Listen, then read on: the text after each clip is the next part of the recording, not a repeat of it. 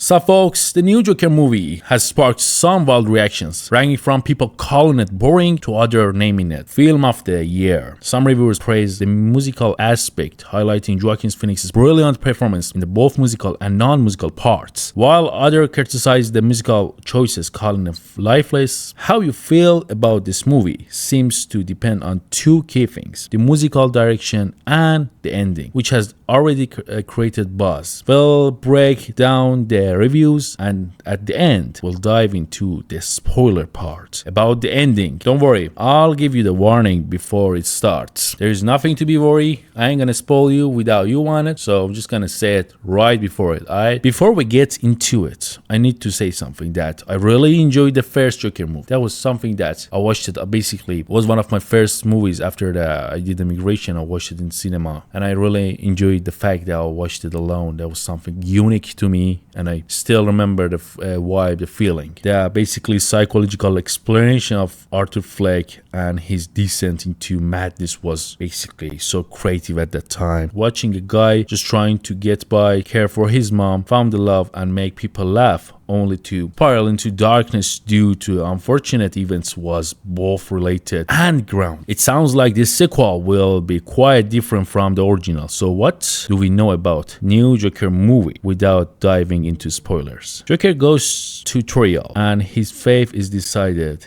Is he insane or sane? Along the way, he meets Harley Quinn, most likely in Arkham Asylum, and the two become iconic couple. On the paper, this storyline sounds great. Joker and Harley's relationship has fascinated fans for a long time. But did this movie deliver that? We don't know yet, but there's a couple of interesting theories about this movie before we get into the spoilers that I need to tell you before. So basically, currently Joker sits on 60% on Rotten Tomatoes from the criticizers. Let's check out what they have to say. Alexander Harrison claims it feels like a director Todd Phillips made this movie to antagonize the fans who were too invested in the first Joker. That's a bold take. Rory Doherty states that while this version of Joker isn't wrong, it's uninteresting, and asks, can we be done with this already? These comments hint at the different Joker from what we saw in the first movie and why the change. The first one was hugely successful. Why not build on that? Luke Hex makes an interesting point. He says Joker 2 isn't wild in the way you expect, and that's what's so surprising. It doesn't match what the advertising or the first film made us anticipate. Still, he gave its B-, which isn't bad. Meanwhile, some criticizers appreciate the shift. Brian Weller from Daily Mail UK called it audacially different, though not quite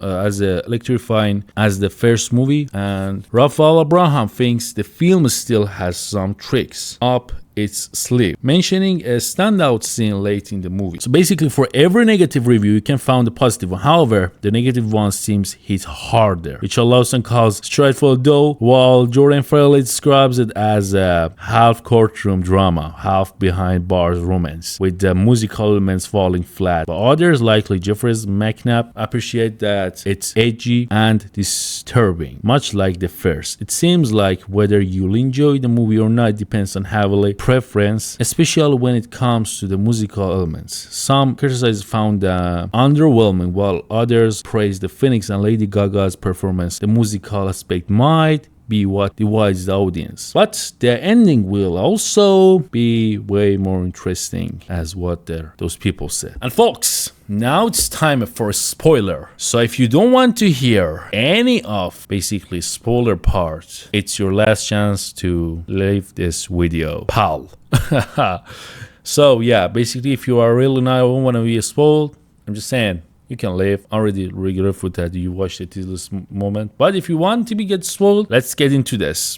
So here what's happened. According to the reviews, this movie takes place 2 years after the events of Joker. Arthur Fleck is waiting for his competency hearing. If he is found sane, he faces trial with the possibility of death penalty. His lawyer argues that it wasn't Arthur's fault who committed this crime. It was different personality ones that call himself Joker, but even Arthur is unsure. Arthur meets a character named Lee Quinzel. Hell yeah, Lee, not Harley. That's a huge change for this franchise. And she basically becomes devoted to him. The movie builds towards the verdict in this case and the bomb goes off. At the end, according to some sources, Lee sets off the bomb which kills Arthur while Lee escapes. That's right, Joker dies in the end. Hollywood Reporter notes that fans of Batman might be disappointed as the ending could eliminate any future for Joker as the key villain. But this ending could signal that they are wrapping up storylines of the DCU as James Gunn and Peter Safran takes reins at the DC. Overall, it sounds like this movie is going to be kind of interesting, like half